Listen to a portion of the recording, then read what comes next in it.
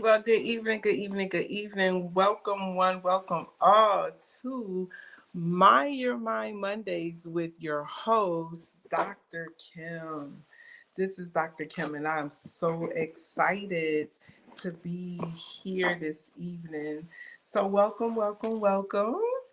We are here in April, and this month has been really, really good. We have really, really, really been getting good at some great topics, and I thank you all for joining us. If you are here, if you are on Facebook, on Instagram, on YouTube, hey, let us know that you're here. Hit like, hit share, and just let us know that you're here.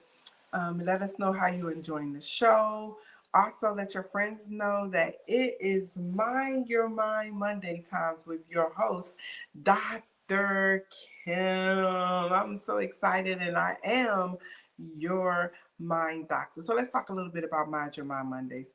Mind Your Mind Mondays is a time where we come together and we bring the discussions to you. It's when we come together and we blend kind of like psychology and theology. We know that there are myths out there that's kind of like, you know, therapy, counseling, mental health has been like taboo both in the African American community as well as the faith-based community. And so we started Mind Your Mind Monday so that we could begin to have the dialogue, so that we can begin to expose the truth and dispel the myths about mental health, about psychology. So I am excited to be here. I am excited about our guests that we have on. And because we're running late, again, whenever it's the technical difficulties on stuff that happens week to week, that there should be no difficulties, then I know that we're going to have a great time. And so I'm excited about tonight's session because tonight's session, it hits many of us. We're going to be talking about post-traumatic stress disorder as well as trauma. And sometimes people kind of infuse the two, but Dr. Boulware Brown is here to help us be able to distinguish between the two, and we can talk about certain effects of post-traumatic stress and how trauma informs post-traumatic stress. So without further delay, I am going to bring up my friend, my sister, Dr. Paula V. Boulware Brown. Hey, sis. Good Welcome. evening, good evening, good evening. I'm so excited that you said yes. Likewise.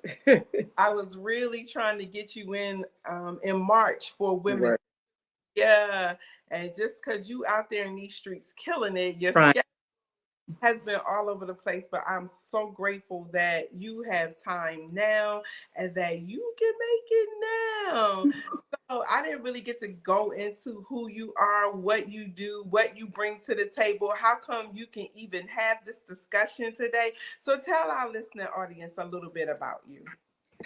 Man, I am constantly talking about how old I am these days. I'm getting old enough to focus on retirement more than I ever have been before. But I'm a clinical psychologist, licensed in the state of Virginia and the state of Pennsylvania, soon to be the state of Maryland.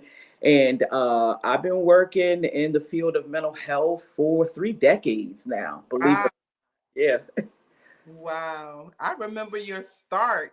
So, for those who don't know, Paula and I went to school together. Where I was actually on my way out and she was on her way in.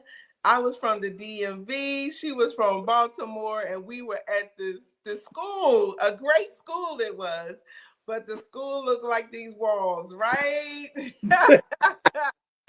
And my sister was homesick, shock, culture shock, all of that. Talk this brief because I think this leads in a little bit of trauma. But go ahead and talk about your experience and how we kind of connected a little bit. Yes, I am a girl from Baltimore City. They say you can take the the girl out the city, but maybe not take the city out the girl. And coming from Baltimore City, I often tell people, if you don't know anything about Baltimore, which I think most people do, all you got to do is watch HBO The Wire. I know it's older, but it's acclaimed. That's where I'm from, pretty much. My husband loves the series because some of the streets and all of the action, like we lived right in between and in betwixt. And when I met my sister, she was the most like home than anybody I bumped into. I had no idea that I was leaving the city of Baltimore and going to hang out with people who cow tip. So just take that out of me right there. Yeah. Cow Yeah. tip. Wait, how about tubing? I had never heard of tubing. Like, we going down the river? Absolutely not. What's in that water? No, I'll take the pictures. Give me your Can't purse. do it. Look. Shannon got amnesia. We were sliding doing the tubing in the sun in the wintertime down the hills. Shannon got amnesia, you know. We out there hanging with them folk. Well, I want to welcome one of our special listening audience guests. She was on here. Our last guest for March 30 was March 31st, Apostle Valia Cheney. Hello. And we all kind of walk in the same circles. You know, I met her during that time. But anyway, I do not want to belabor this. So, post-traumatic stress, trauma. Let's talk about that. What is it you want to share with our listening audience on tonight? Hey, Dr. Aquanita. I really want to share, you know, the need for us. You mentioned it earlier, whether we are believers, whether we are from the culture, going to get professional help and stepping away from the covering of the Bible and scripture. Sometimes we get real trepidatious about. And it's often very shocking to me because like we don't approach our physical health the same way. Somehow we don't approach our physical health in a way that feels like it's in conflict with what we believe. When we got the high blood pressure, we're going to get the medication. When we got the diabetes, we're going to get the medication, right? If something is wrong with the heart or the brain, we taking care of that. And we believe in God at the same time. We don't feel like it's one or the other. When it comes to, you know, mental health, it's something that we still culturally and as Christians, African-American and Christians, sort of shy away from. And we don't want to, you know, get the help that we need because we just been taught to not only thug it out, but to believe God and to put everything at the altar and leave it there. And somehow if it, you know, impacts your strength, like you're not, you know, being strong, or you're not, you know, it's impacting your faith, you're not holding out, we don't go get the help that we need. And I just really believe that many of us are suffering unnecessarily. We have like so much going for us, and we have so much on our plates. We don't need to suffer unnecessarily. And I just believe that the two things marry so well. Like I said, I've been doing it for 30 years, believe it or not. Wow. 30 years. Jeez. 30 years. 30 years. And when you talk about when you met me, that's 30 plus years. So we've been out for 30 years. And I know that both scripture and psychology, they marry well. You know, I believe when God says, I wish above all. I wish above all. Like that, just like so strong, right? I wish above all, right? That you prosper and be in health, even as your soul prospers. Gives you permission right there to get the help that you need. So I do believe that PTSD and other trauma disorders alike, they are medical diagnoses. They are official diagnoses in a medical manual that require official help. Sometimes they require even medication, not only therapy, but medication. And, you know, I would like to be a proponent and a cheerleader of someone who encourages people to go get your checkups, go get your mental checkups, just like you get your physical checkups, you know, every year. Again, I think we've been gotten much better as a culture with taking care of ourselves, getting our exercises, checking our levels, doing those things. But mental, we still behind the curve. And I want to promote things like you're doing this evening to get us like getting those mental checks. Right. You say we're behind the curve. We are. Especially in the faith-based community and in the African-American community. It's taboo. Both. You know, and I've said this several times on different episodes of Mind Your Mind Mondays, how it's like Jesus and that's it. But we know that Jesus had the first deliverance ministry, right? So sometimes we need to be delivered from some For things. sure. Sometimes we need to do some practical things. You may need a chemical because a lot of the times mental illness is chemical. Some things can be managed by way of, strategies, different theories and formalities, and then some things may need some assistance. But before I let you loose on that, I want to just say hey to April Ohas, my twin Angelica. We share the same birthday. We just finished celebrating our birthday on April the 10th. And then we have your sister on here, Dr. Tony Bulwer Stackhouse. Hey, And sissy. jumped off March for us. So, hey, welcome, Dr. Stackhouse. So, Dr. Brown, what is post-traumatic stress syndrome or disorder? What is it? First, I want to make it clear and not to get all technical. It is following the effect of a traumatic event. Okay. Something traumatic has happened either to you or some loved one. Typically, it's a near-death experience for you or somebody else. And that's an addition. It used to be just like something had to happen to you. With the advent of 9/11 and different events like that, we realized that it's not just you, but something near death can happen to a loved one, vicarious trauma. But there has to be an event. But it can't just stop right there.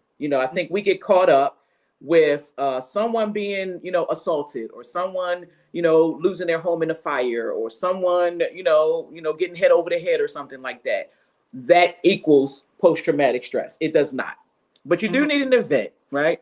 And as a result of the event, given a couple of weeks or a couple of months, there are residual symptoms that meet the criteria for post-traumatic stress. Okay. And so you need the event. You need some time, right? Because clearly something happens. Everybody's going to be shaken up. Maybe you're shaken up for a week or two. Maybe you can't sleep for a week or two. Maybe, you can't get it out of your mind for a week or two. So there's an event. There's some reasonable time, some reasonable weeks. After that expires, for some of us, right, the symptoms are what we call residual. They stay. Okay. They hang out, right? So there are marquee features that require to be there medically for you to have the PTSD. Again, most of us, even professionals, I've been working in the field for a long time, even professionals will send people to see somebody like me when they see the event. Okay. Or it could be, again, a week or two, and they've been crying, they've been tearful, they've been not able to go to work or something like that. We need the event, we need some time, and we need symptoms such as what we call re-experiencing, right? That means that you're having dreams, you're having visions, you're having flashbacks, you're having what we call intrusive thoughts. It won't come out of your mind. Not only like seeing a thing again, but perhaps you're having those thoughts of like, oh, I saw my life flashing in front of my face. Right. Like, oh, I thought my life was over. Those things continue, right? That's one. Re-experiencing is huge, right? And then we have something called avoidance, where then you begin to do things so that you're not triggered by things, that you begin to avoid family members, or you begin to avoid people who look like the assailant. You stop going into Walmart. You stop driving a car. You stop doing those kind of things. You may even resort to using things like alcohol or drugs so that you can numb out those intrusive things. We got event, we got time, we got re-experiencing, and we have avoidance. Okay. We're not even finished yet, right? We're not even finished yet. I was trying to type some of the definitions and meanings. I was like, I can't. Yeah, we're not even finished yet. Right. And listen, before you get to all this, sometimes people done already gave you the diagnosis because you done walked into the office and you said, like, I got hit over the head in New York City and I can't sleep. Now you got medication and you got therapy. So be very careful that we do want you to get checked out, but we do want professionals to be licensed. We do want them to, take care of you in a way that they're not just throwing a label. So we got that event. We got that re-experiencing. We got that avoidance. Those are marquee. And then after that, we have a list of other symptoms that you are experiencing, such as that hypervigilance, that jumpiness. You hear a noise and you know, jumpy, jumpy, jumpy, jumpy, jumpy, jumpy, jumpy. That's what we call hypervigilance. Like somebody drops silverware and you ready to like just jump out your seat. That's hypervigilance, right? We have a person who is persistently scanning. You're like always like on guard, like looking around your environment, you know, again, like making sure that like you're good. You can't go into a place, you can't be settled because you are like looking for like the escapes. You know, you're looking for like what we call the egress, right? All the exits, if you will. You have different anxiety type symptoms where, you know, you may have respirations may, you know, be increased. You may have like your heart rate, you know, beating fast. Those become these symptoms that like triggers induce like a panic, you know, like sweating, you know, again, like hyper, what do you call it? Ventilation, you know, those kind of symptoms. Depression is another symptom. Of course, difficulty sleeping because of the re-experiencing, because of the anxiety, feeling almost like what we call depersonalization, like not even like yourself, like feeling like outside your body, you know, out of body experience. We use those kind of things, right?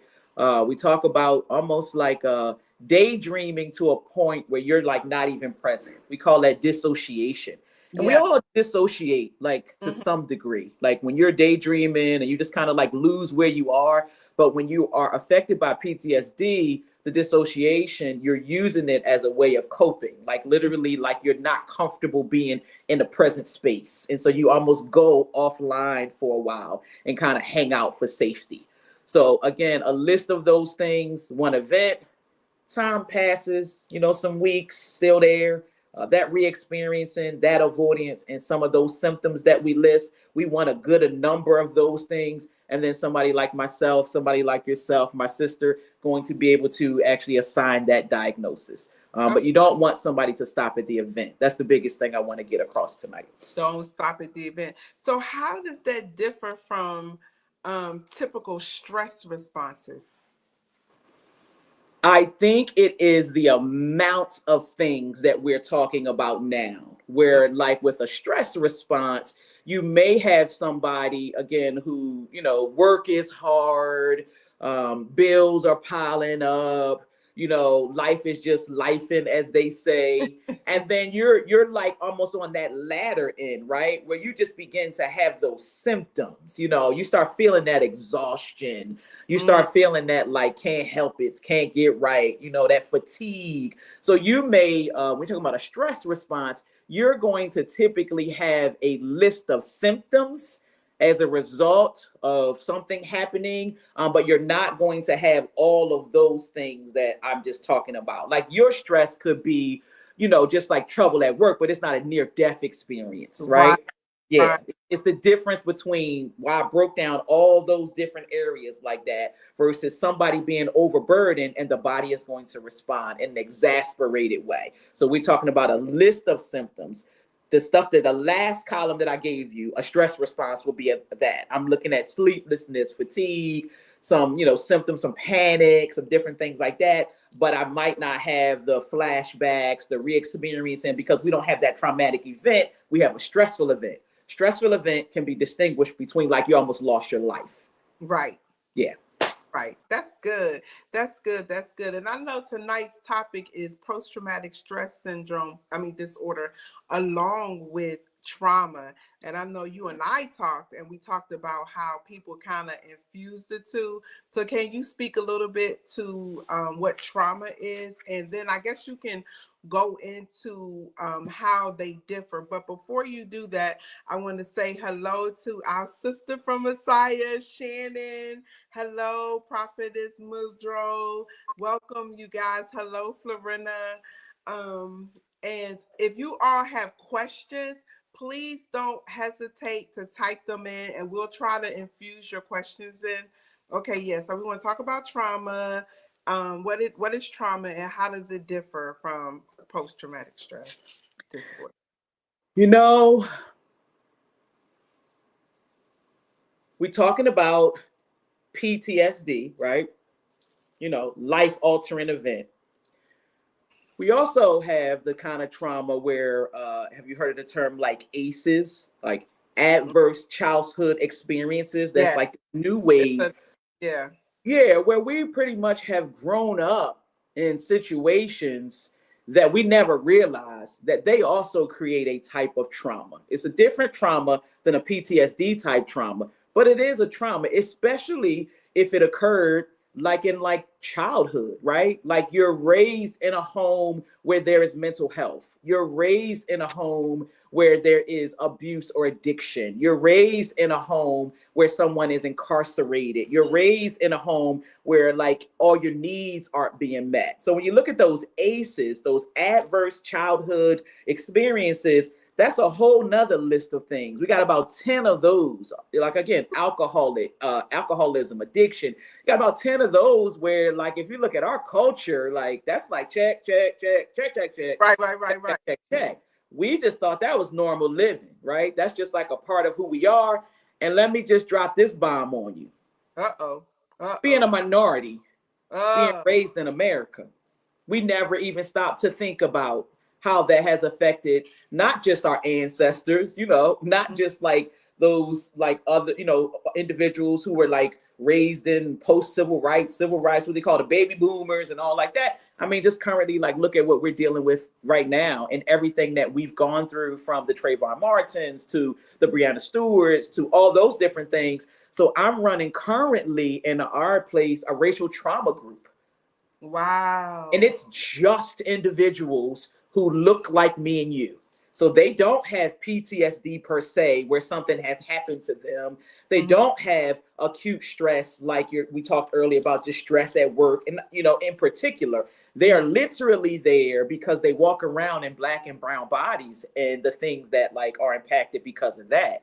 So when you talk about just trauma at work, we call that little t, and not to demean it, but it is distinguishable from like a pure near-death experience like a PTSD, but it does create what we call like a complex trauma, a developmental trauma. We use all this other language based on when it actually occurred. So you can, again, be walking around like very traumatized and like you're not even taking care of yourself because you have considered these things to be normal or outside of your control, or that's just the way I was raised. That was just my family. Clearly, as an African American or a Hispanic person in America, you're not thinking just because I am a minority in America, I may be somebody who's dealing with trauma. And we finding that 9 times out of 10, it's a lot there. I'm not saying everybody has it. Be very clear. I learned a long time ago doing research for 9/11 that we understand trauma and PTSD like in thirds. Now, this is like big PTSD. And it's this understanding that if a whole group of people were like in 9/11, for instance, right? You have a third of the people who can actually go through a 9/11 or a fire or anything really horrific, and they will absolutely be okay. They will have family, they will have resilience, they'll have a therapist, whether it's like external or internal resources, they'll already have them and they will utilize them and they will just be okay. We understand that. And that's why you don't want people just assigning a diagnosis. This is research. Third will be okay. A third of the population will look like they're not okay. I talked earlier about event, time, and the symptoms. So if you rush too quickly to that second third because they're not sleeping, they're not eating, they're not blah, blah, blah, blah, blah, you might also assign a diagnosis to those individuals. But again, after a while, they'll be okay. Like it's not, you know what I mean? They won't be the non-symptom people, right? No symptoms at all, but they will appear to be affected by the diagnosis, but you went too quick. I mean, clearly, if you're in a car accident or like something happens, like you have to almost be bionic not to have anything. You just sleep like a baby the very next night. But it doesn't mean that, like, again, with a reasonable amount of time, you won't recover. What we as providers are looking for with that big P, that big T, is the other third. The other third is literally going to be like our patients, right? Right. But we only talking about the big one. The little one, the adverse traumas, the racial trauma, the again parents of alcoholics, addiction, any kind of mental health in your home. You Mhm. know, your father had issues, any kind of narcissism, absentees, anything on that list for adverse childhood experiences. They're Mhm. not even looking for you. Right. You're not even looking for help because that's just how we are reared. You know, that's that survival, you know, instinct that we have just in our culture. And then of course in our faith, we're just told to, you know, just put a prayer on it. Yeah.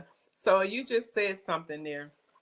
We have our faith for some of us in our community. We have our faith, but then we have that thrive ability where we can take more than what average people. Resilience. We're very resilient. Yeah. So given that we're resilient and given that we have our faith, what would you say to someone who just say that that's it, that's what they're leaning on, but clearly they may show signs of either stress, some type of trauma, and or post-traumatic stress syndrome Yeah, disorder? it's how we started. I really believe that like the Father wishes more for us, right? There is a lane for like that abundant life. There is a lane for that, like, I wish above all that you prosper and be in good health. Like, we don't have to suffer. You know, at the end of the day, even though we have like craziness in our DNA, like that survival in our DNA, like, don't get me started. Like, we are a people who just don't quit. Like, we literally just know how to survive. And I Yeah. love that about us.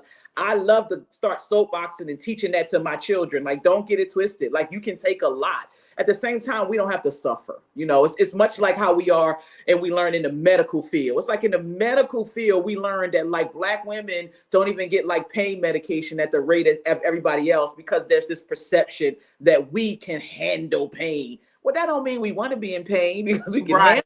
handle Right. pain. That It's part, the thing. Like, you don't need to suffer. Like, I'm just here to say we don't have to suffer. you It's don't help. have. Like, it is help, and it doesn't defy your belief, right? And Mhm. it doesn't take away from your strength. So many things can be true at the same time, and we always make things an either or. It's not an either or. Good. God is, and He is able. God is, and He is able. Always. Scripture is the ultimate authority. And yet, every good and perfect gift comes from above. There's help for you. There's help. Wow. That's good. You don't I'm have to I'm suffer. feeling encouraged You right now. don't have to suffer. You don't have to suffer. You don't have to suffer. And you said it is not an either. Can't multitask. Not either or. What you say? Two things can be true. We think it's an either or. Truth is an either or. Truth is truth, right? If every good and perfect gift come from above, when they created penicillin for our like not to kill, like die from diseases, we all for it. Nobody's knocking the penicillin. You can literally pray and take the penicillin. We're just saying pray and take the mental health services. It's all God. If you don't think penicillin came from God, I don't know who you are. Like, I can't go toe to toe you with your faith if you don't believe God created penicillin, right? Again, we accept the medicine, but the mental health, then we get the shutting down. Yeah, You yeah. know? And so I know when you and I talked about this segment, one of the things that you said you wanted to touch on, of course, you started already in the vein of the effects of PTSD, but another thing that you said you wanted to talk about was how oh before I go here, I want to go here. I know, like when I was taking developmental trauma and trauma in context and so forth, complex trauma, one of the things they talked about is that someone who is I keep hearing secondary, but I know that's not the word. You were not. It did not impact you Yes. directly. However, Yes. you witnessed the. So can you Yes. kind of speak to that Yeah, for vicarious. That's say, the vicarious trauma. Like, hold on, I'm wait, an empty nester right now. Oh, you uh, want me to take that yeah, one? yeah, yeah, hold on. I want to welcome my friend Shantae Mills, Donita Seals, my niece, your niece, Trinae Watson, almost Hey, Niecy. attorney, Trinae Watson, and Q is here. Welcome you all. Welcome, welcome, welcome. Q says make a plan. But all right, go ahead. I'm sorry to have interrupted. What's up, family? Got nothing but love for y'all. Family always going to show up. It's like the cookout. Now I feel real good. Vicarious trauma. Again, everybody who knows me knows that all I talk about is being an empty nester. I told my sister crazily, probably like about 5 years ago when my children were approaching young adulthood, right? That I was going to feel so much less anxiety when my kids get 20, 21, because I kind of did my part and I don't have to worry about them as much, and they're getting older. They'll be out kind of doing their own thing. And yeah, she looked at me like I was crazy because my sister has an adult daughter, and so she kind of been there before me. She's absolutely right. Yeah, no, it's about to get like intensified. Like, are you crazy? When they with you, you walk them to the bathroom. My kids about to literally go on a trip to Vegas.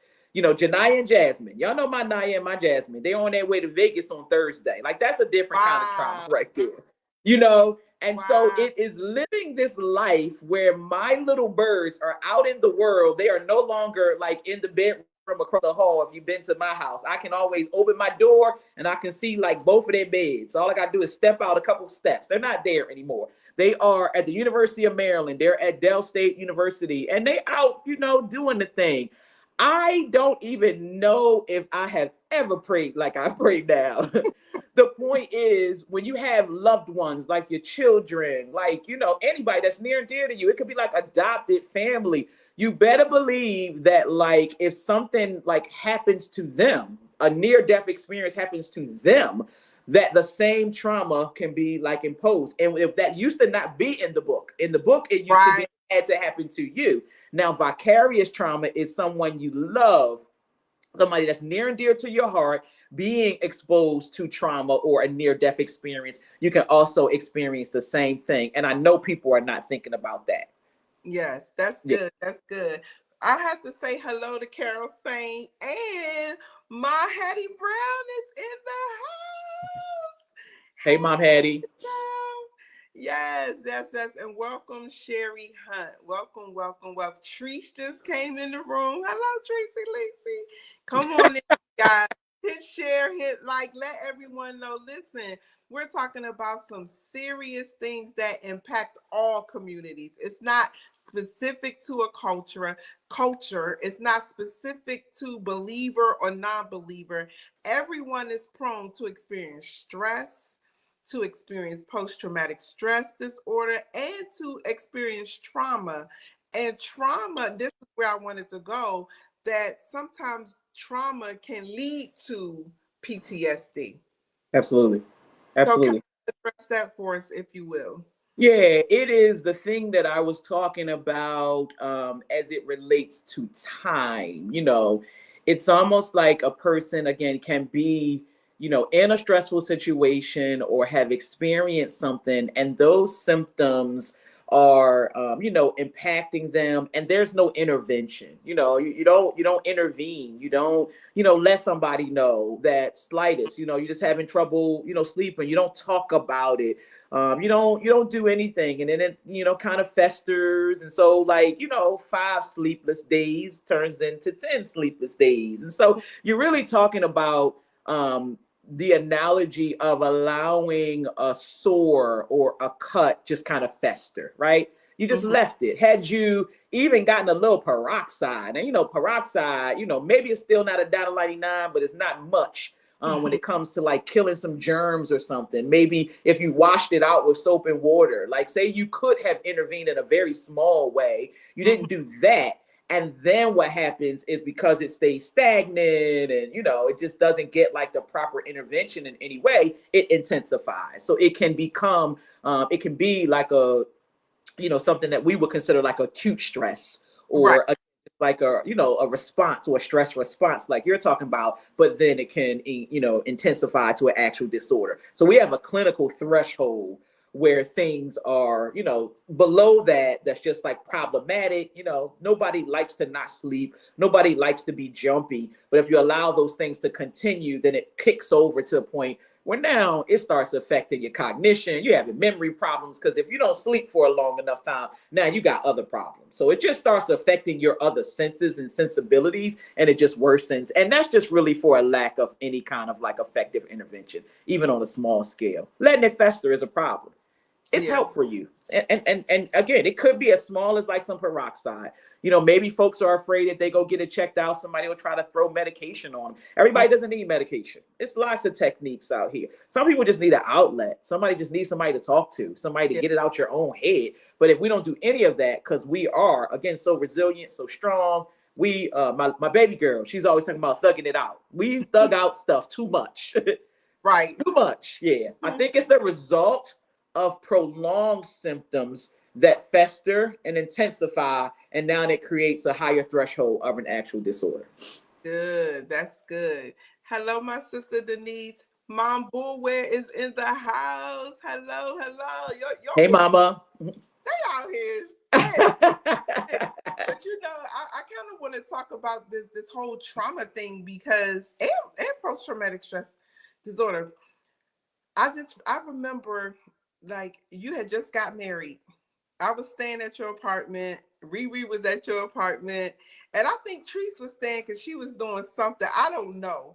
But I just remember like it was in the morning. You weren't there. You was like calling us back and forth on your honeymoon, all that. We was all excited and everything. And I told Treese and Corinne something that happened the night before. But I said it like, okay, for example, I'll use this as an example, but this isn't it. Yeah, I got hit by a bus last night, and they say that yeah, I got hit by a bus. So anyway, and then I just kept talking. And so my friends always say, you drop something that's really serious that we stop and put a pin in and kind of unpack that. But then the way you talked about it already, the way we grew up, never let them see you sweat. You know, yeah. But my mother used to beat us and be like, you better not cry. Well, hey, this hurts. Tears are going to automatically come. But then it's like, girl, you cry, you're going to get more of a beating. So you better learn how to push the tears back. So then you grow up being tough and being strong. And then if you go to therapy, they'll kind of look at it as disassociation. Yeah. Yeah. Like, because, you can sit here and talk, and I'm just throwing these out. I'm not saying it. I'm just throwing about, well, you were raped, you were hit by a car, your house burned down, and you just sitting here telling me all these things that have absolutely no emotions, no. But then it's like you already processed it, and you like, you know, you get like that. You kind of speak to that person that's kind of like me, where, I didn't finish. And so it wasn't until I got into this counseling program and took the class on trauma that I realized that's me, that's my sister, because this class talked about what does developmental trauma, what does it look like as an adult? How does it play out as an adult? This happened to you as a child, but it looks like this as an adult. I remember getting certified in anger management, and I was taking a class, and then I just bust out in the class like, oh my God, Only I'm angry, I need help. And my professor was like, and then everybody just laughed, and then it became like a Me Too moment. Yeah. But it took getting educated. It took, having classes and discussions to even understand that I fit under the auspices of anger and or trauma. So can you speak to that individual who, like you were already talking about, who think they gotta rough it out, tough it out, and believe that you can't cry, you can't have any emotions? What would you say to that individual? Yeah, that's excellent, because I do think that, again, we really focused on the big T, and we consider that little t, again, not like in a disrespectful way. And what I want to point out for most of us is because these things happen at such critical times in our development. And you mentioned that earlier, that developmental trauma, that you literally, your brain developed, right? your understanding developed around really bad things in a way that it really becomes your fabric. Like you do begin to create a normalcy around trauma, and you're actually less comfortable when things are not volatile, and that you look for it. Yeah.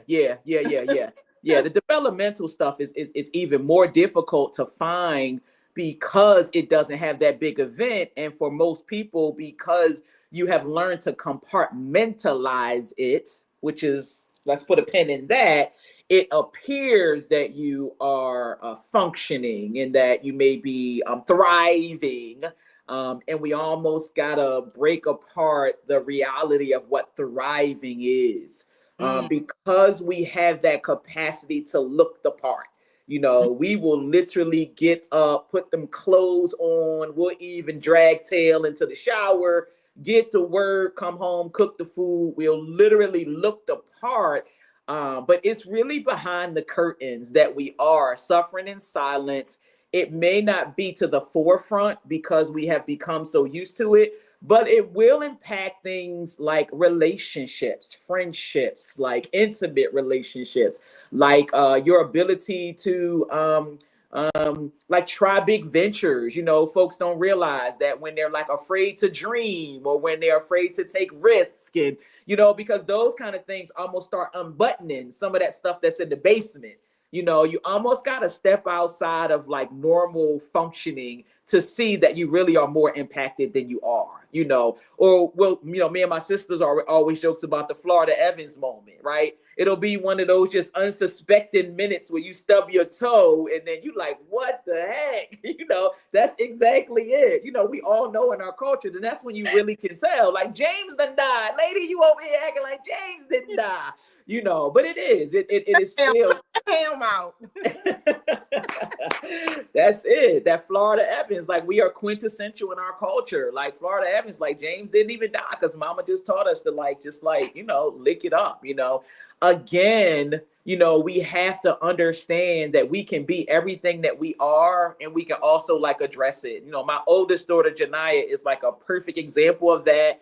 Naya doesn't really like wear her emotions on her sleeves, but I promise you, like, she just get to these moments where, she have her own little Florida Evans moments and like everything kind of falls away. So like 9 out of 10, she's solid, she's smooth, she good. And then she had those moments.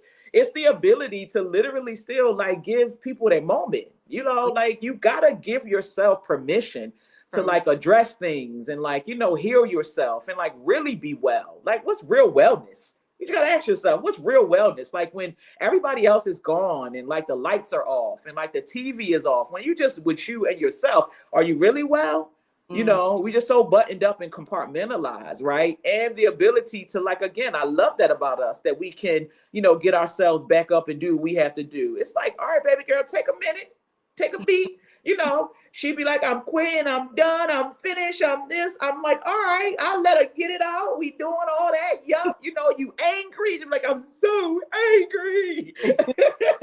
I mean, it's really a whole like cathartic moment with Naya, right? It's like, again, just a snippet of our ability to literally like open up that basement door and give yourself like permission to address it. And that still don't mean you got to sit on your do nothing and like just like sit there. It's like we have that ability that we have been taught and raised with to like, let's keep it moving. But we don't have to drag like the broken bones, the like the dead leg, like, we can get the leg reset. Like, we can get the leg reset. Let's get the leg reset and keep it moving. It's like, can we fix the bones? The whole leg is crushed and you've been dragging it for like 30 years. The bum leg is crushed, and you think if you stop to reset the leg that you can't keep it moving. No, it's like two things can be true. If we don't leave with anything this evening, it has to be the capacity for more than one truth. Like we do. Yes, we can believe God. We can be resilient. We can understand that, like, we have a mandate on us, not for just believers and people couched in purpose, but minorities. We got stuff to do. We got to go. We got to pick it up and move. We can also reset the leg. We can reset the leg. It's basically this. All I can think about is you dragging the dead leg. you're dragging a dead leg. Reset the leg. That's good. Yeah, we can reset the leg. We can reset the leg. The leg.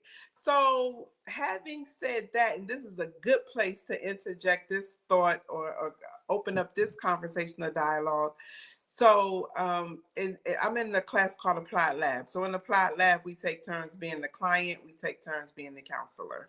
So, I was the client, and one of the things I had asked, like, so you got to bring a problem in. So I was trying to figure out what I was going to talk about. So I decided to, talk about some things that were going on. And I was saying, and this is my question to you, for someone out there who's like me, or maybe know someone that's like me, how do you know when you're brushing it up under the carpet and you really dealt with it and believe it is what it is, and you feel like you do have to keep everything moving? Like, if I stop, what? Not the dead leg, but the dead leg. Yeah. So how do you know when a person is just really avoiding triggers, not really dealing with it, but saying they're okay, but they just brushed it under the carpet? Like, how do you distinguish between that? The levee breaks, and I don't always think the levee breaks big. I think the brain is phenomenal. I think the mind is phenomenal. Like, we tough, but it seeps out. Like, somebody like in your friend circle is like, they can't stand you because like you always like, flipping out at the trips. They don't even want to like take you because like you always got to be right. It's like it comes out somewhere. Like it be coming out your ears. It's like if you pay attention to the people around you, you swear that you good to go. And listen, take a poll. Everybody sometimes need to take a poll. Huh? They're not your friends. If they don't want you to come on a trip and they can't have that mature conversation, why they don't want you on a trip? We do it all the time. Not your friends. We do it all the time. We done put up with Auntie Lulu and May May and Grandma and them. Like, they like mean as snakes, but they all held everybody okay. They just mean. I think it just seeps out somewhere. It seeps out somewhere. And I promise you, like, listen, we can smell it. You close enough. We some smart people. Everybody in your group know you need to see a therapist. Everybody. So it's like the emperor. Everybody knows the emperor is naked, but the emperor. Okay. Promise you, it's not as buttoned up as you think. I'm saying in somewhere. Wow. And that is why when we do our assessments, one of the things that we are looking for is the seep out. We call that impairment of functioning. We want to look at the job. We want to look at the friends. We want to look at the education, the religion. We want to look at all the places you go, the golf club, making sure you're good with everybody. 9 out of 10, we're going to find one of them spots that's cracking. One of them spots that's cracking. You might be all buttoned up and you got terrible finances because you always spending money trying to feel good. You're going to find it somewhere. If you are worth your salt, you are going to find the crack. And so earlier, when I gave you all of those list of symptoms out the book, the last place for us is impairment of functioning, because we believe that mental health symptoms that meet the clinical threshold is going to impact you somewhere. You're going to be eating all kinds of chips and donuts and got all kinds of high blood pressure and diabetes, or, you bigger than you want to be. Like, you are going to find it somewhere where you are improperly medicating yourself, shopping, spending, sex, yelling at everybody, anger. Like, it's just like water in the basement. You just got to find what floor it's on. We are really good at compartmentalizing, but the levee, it's going to break. You need to see the offering. No, I don't. But your sister said maladaptive something, but it's this link here that will not move, and I can't see what it is. Let me put it on here. So maladaptive behavior. Yes. This is good, Dr. Brown. This is so good. So if you're brushing it up under the carpet, it's going to show itself. Yeah. But Yeah. if there are no leaks, your friends want to take you on the trip. You're not overeating, you're not over shopping, overindulging, you're not dispensing it in some other area of your life, then you have honestly dealt with it. Is that what I'm hearing you say?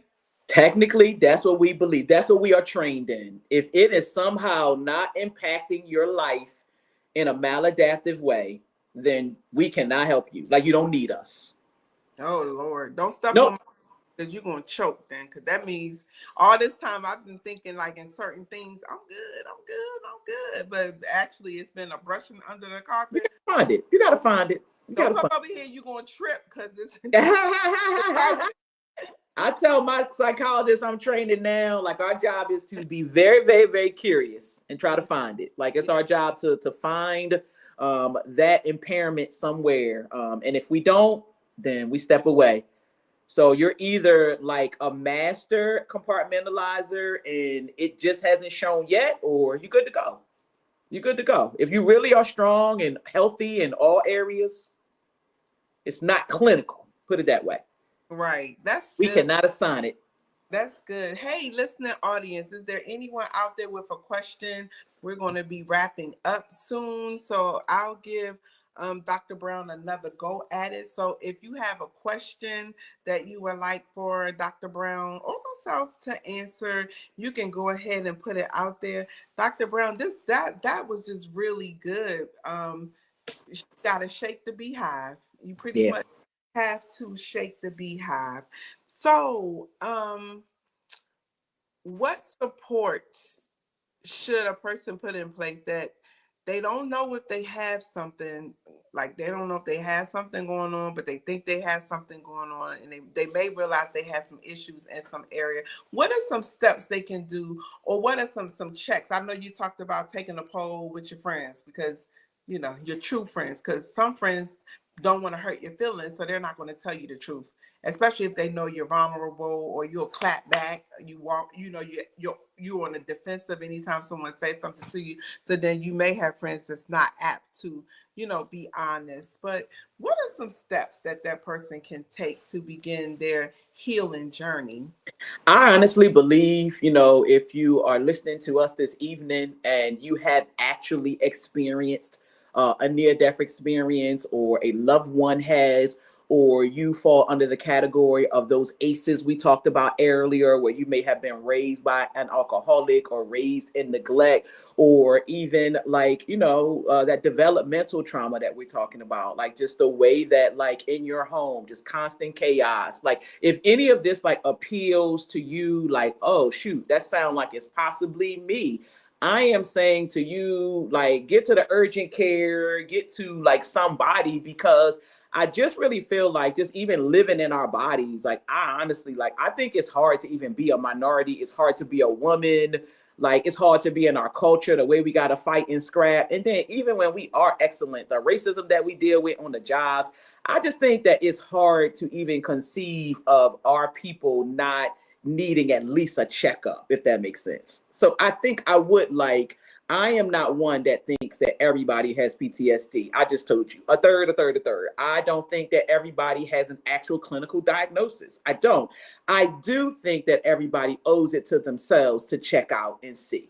Mm-hmm. Much like we do physical. We just don't live a whole life physically and just don't go get checked out. We just don't. I think we feel like that's negligent to our bodies. We don't know, even if we were a super healthy person, there Mm-hmm. would be like that we're going to go with those annual checkups or whatever they tell us, like I turned 50 and had to get a colonoscopy, whatever these things is. I just think to really, seek out the help of a really mental health professional, just because you know that it's something big, so you could take in the big and say you want to check it out, or you got like a couple small things that you like, hey, I just want to make sure.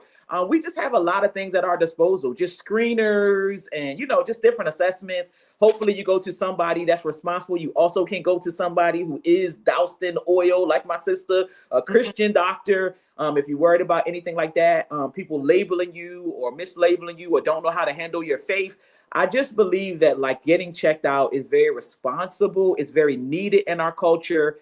And they just really can help you to just kind of decipher, whether you just kind of need somebody to talk to, like, no big deal, like a little small, you go to your doctor's colonoscopy, or you don't got to come back for 10 years, or, you don't need much of this, versus like, oh, they done found some polyps. They can deal with that. They may find some things that they want to, take you a little bit deeper. Like, we have actual, like, evidence-based type treatment for people who have gone through real life circumstances, like a EMDR, like a CPT, like real deal stuff, versus just having somebody that you can just go to and unload because you have a stressful job. You mentioned just traumatic things that's just like over stress. You have a stressful family. Your marriage may be like stressing you out. You may be like a caregiver. Like, I know my sister deals with a lot with individuals. Like, I just think like you need an outlet. You need a physician. You need a provider who can kind of let you know what your levels are, let you know where you're staying, give you some recommendations. And so you are as responsible about your mind and your wellness as much as you are about the physical side of you. I just really think if we stop and think, are we giving our mentals the same love that we give our physicals? Because I do think we are much better. I don't think we are as good as we need to be as a culture, but I think we're much better on the physical side. If we shift it and ask ourselves, do we do our mentals the same way? You know what I mean? It's right. Like, I know between my mother and my mother-in-law, like, they'd be like, did you get your mammograms? Did you get your colonoscopies? Did you going? Like, they making sure everybody going to the doctors. All right. It's like, are we doing that mentally? Because we know that that's something that we do slack on. And, we can just, live better. It's tough, even if you're like a person that's out here, balling, you're a business owner, you out here entrepreneur, and you out here like mind your mind, you like giving it to people, right? We understand that even with like talent and ability, your talent and ability, our understanding psychologically is that your mental needs to be 5. You're talking about 5-to-1, like 5-to-1, talent 1, mental 5.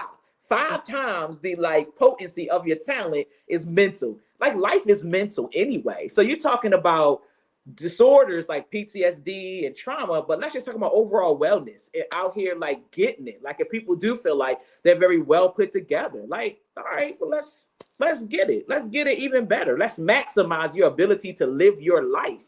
And see what mental health services has to offer you. But my biggest thing is to like either be like with a provider or like check out with a provider, just to maybe they like you good to go. See you next year. Mm-hmm. See you in 6 months. Right. Something like that.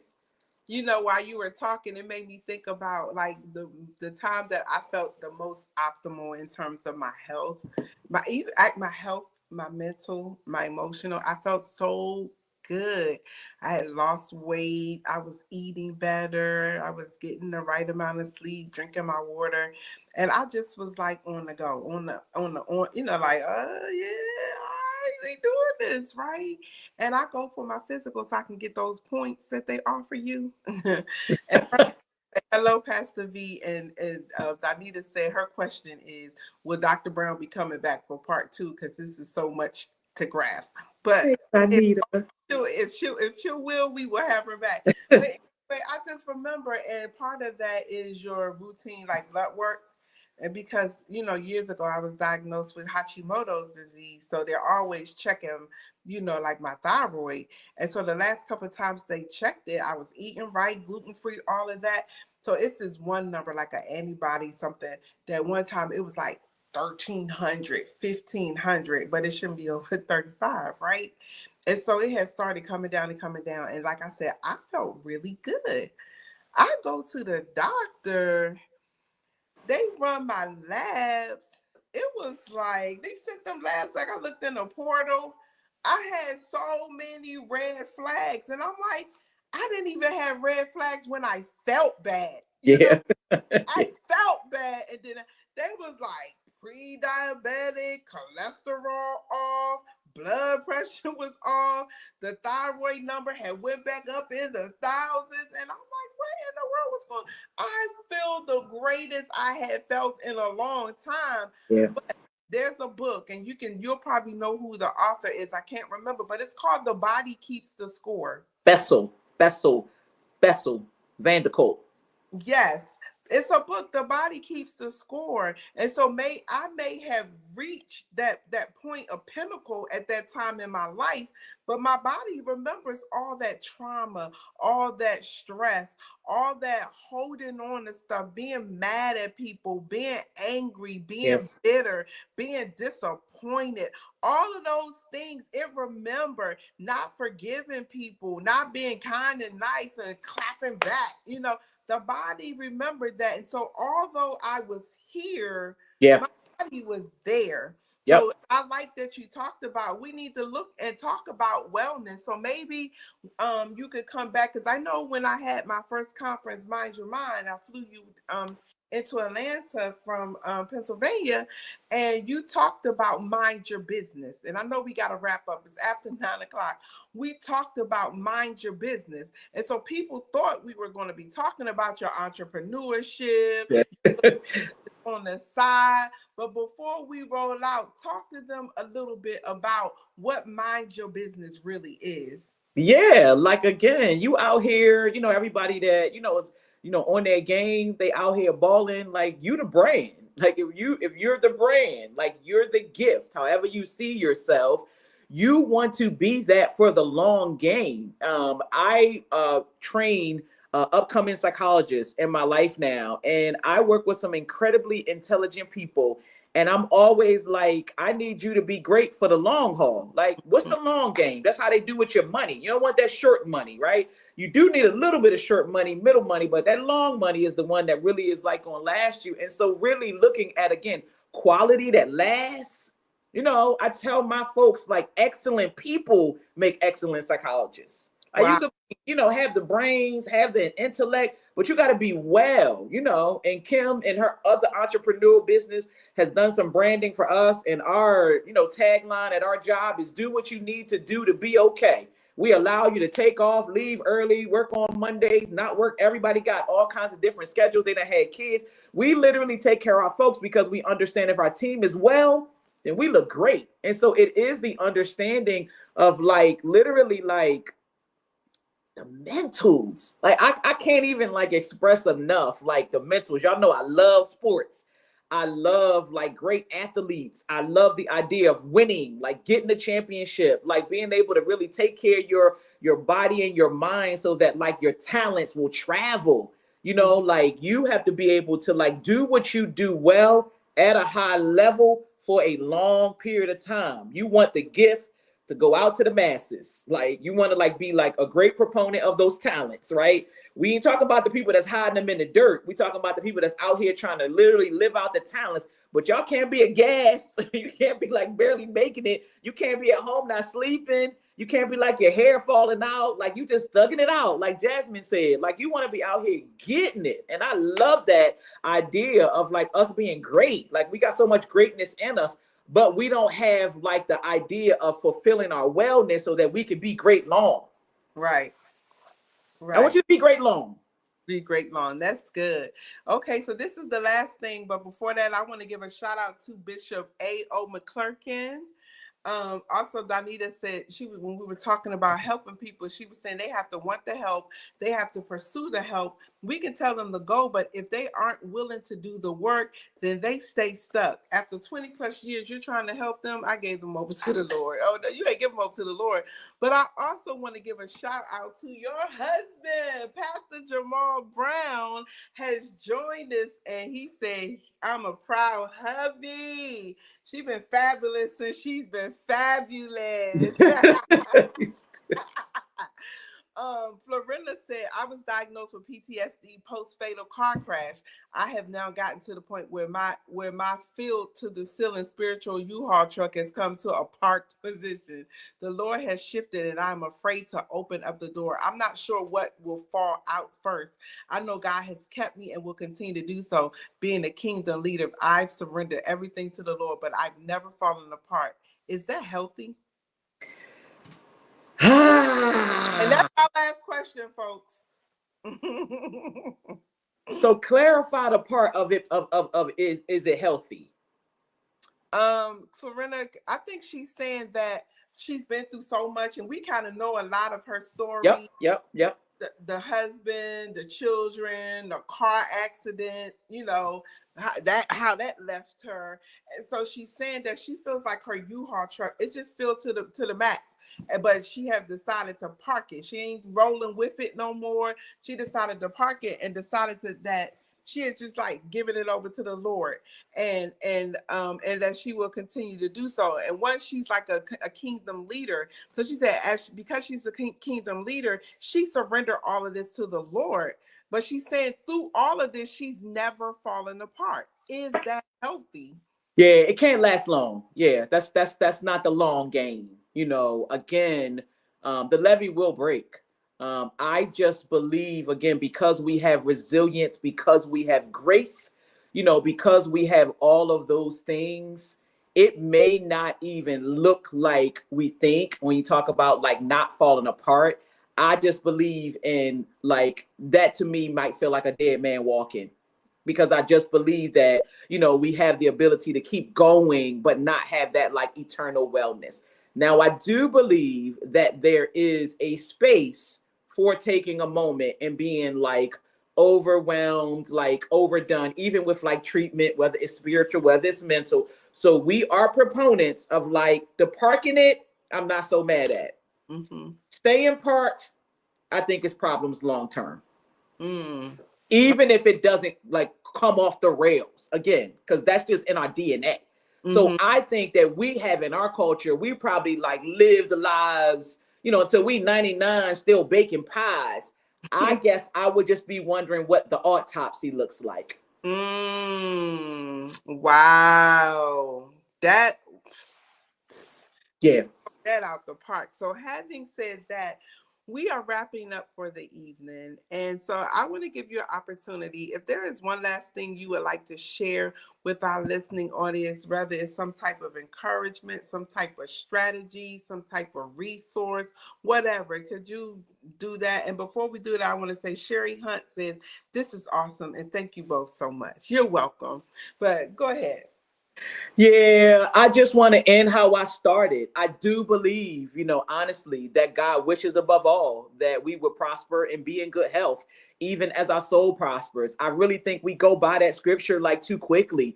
I think that he just means for us to be spiritually well, but I think he means for us to be well in all facets of our lives. And I think that gives us permission to take care of our bodies, to take care of our minds. And like, ultimately, I don't even think that scripture conveys that back burner thing that we do, that it is the last thing that we do, that we take care of our minds and our health, because the scripture says, I wish above all. That is preeminent. That is a primary state that he's given you permission to get well, be well. So get after it. Get after it. And we're going to end on that, Saints. Get after it.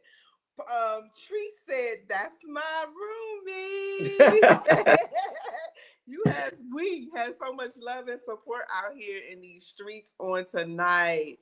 Shannon says, lots of information. Great job, Dr. Brown. Thank you, Tony, because I couldn't even type this. So this is it. I want to invite our listening audience how they can get in contact. We know you. Well, let me tell y'all first of all, not social. Let's start. If you don't reach out to her husband, she don't see it, she don't know it. I put a little Facebook, TikTok, Instagram stuff in our little group. She missed the joke. We all in tears laughing and she does not comment. But please let them know if they would like to stay in touch with you or get in touch with you. Let us know how, or if you have some events coming up. I know you do some wellness events. If you have some products that they can purchase, how they can do that. So let our listening audience know that before we bring this to a close. Let me tell y'all something. I'm an empty nester working on my retirement. So listen.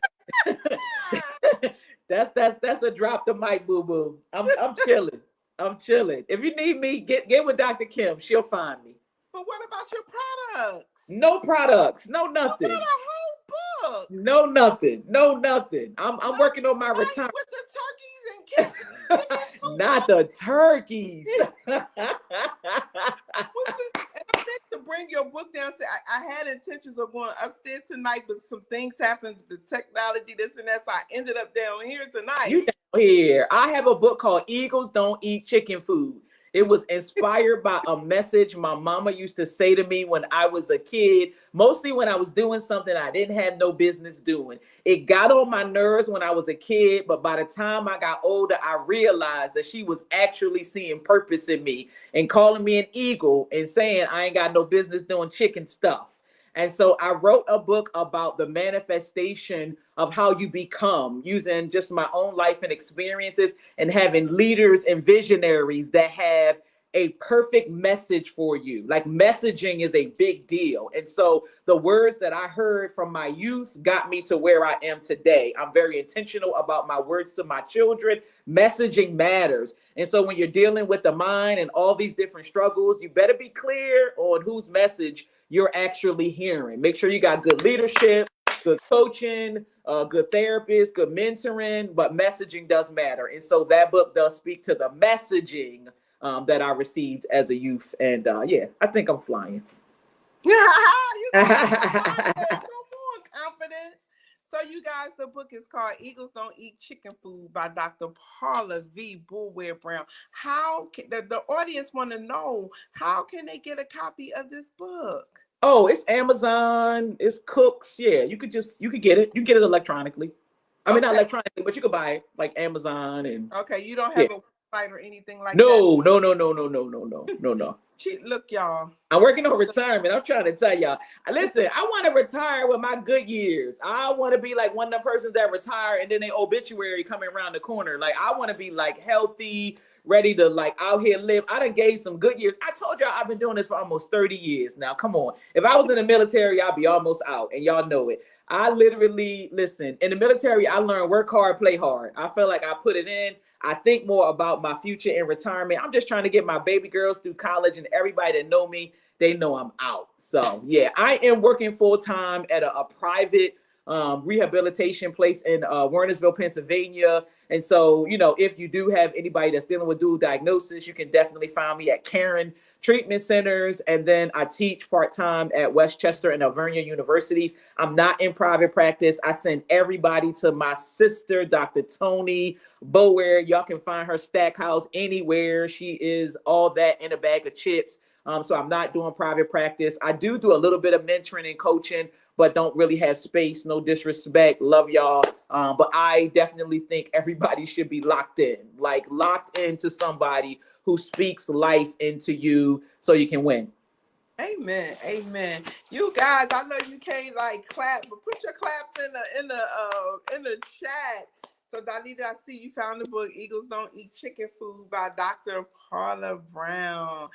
Yes, so thank you so much. Our listening audience have truly enjoyed you on this evening, just like you came to my conference and ate it up. As I went to work today, and I had my hair differently before my birthday, and so I came in the day, and so the students like, somebody said something about Dr. McKenzie. They was like, where? It's like, they was like, Dr. McKenzie. So here go one. I said, you ate that. That's Naya's favorite word. That's Naya's favorite thing to say. So thank y'all. They putting it up in the chat. Thank you.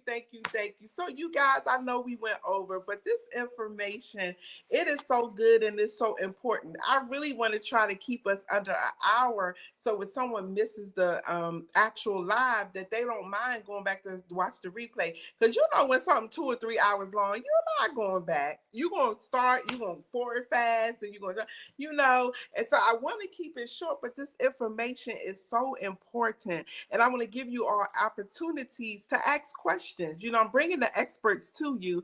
So this is the time, once you know what the topic is, come on, get your questions together so that you'll be able to get them answered.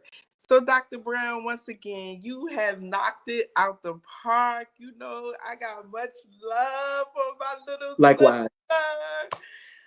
Thank you for joining us here on Mind Your Mind. And by popular demand, I will have to have you back. Thank you, Nora. Nora's in here. Hey, well, I call you Alonda. I like yo. Yo. all for listening. Thank you all for sticking and staying and locking in. Shantae, all of you that shared and invited people in on this evening. Thank you so much. I really, really appreciate it. We're just trying to get the message to the streets that you don't have to stay silent. You don't have to suffer in silence. You don't have to do this alone. You don't have to walk alone. There is help out there. There are resources out there. And if you need to get connected with someone or need to know like where your first steps should be, hey, inbox me, call me, text me, whatever. I'm like Paula, I'm on the move too. But I do coaching though. I do life professional coaching, and I do help people write their books. So those are the two main things I do. But I will help to the best of my ability get your feet pointed in the right direction. All righty. So thank you all for tuning in, and we love you. We'll see you next week. And guess what? Next week is really going to be a continuation of this week. I will have my friend, I met her via Messiah via Vow, this Philly crew. She will be talking about getting back in control, taking power, how you get back in the right seat. If your life has been feeling like it's spiraling down, how do you get back on top of those things? So Talisa Beasley will be with us on next week. And then the final week, we will have a panel. My sister, Donita Seals, will be with us. We'll be talking about grief. And I was sharing with someone about this grief episode that we just talked about. And I talked about how we're going to have a round table. We're going to have Charlene Smith back. For those who saw this, she lost her son. And then we have Donita coming on. She lost her son, Marky. He was such a sweetheart, just brought so much joy to everyone. And then we'll have my sister and friend, Minister or Elder Kimberly Adams, who just recently lost her son tragically. So they'll be on. And then I will have Dr. Rodney Jackson coming on as our expert as it relates to grief. And then, of course, I will be here. So that's going to be on the 28th. And again, next week, the 21st, we will have Talisa Beasley. So, Dr. Brown, you hang on. Let me end this session.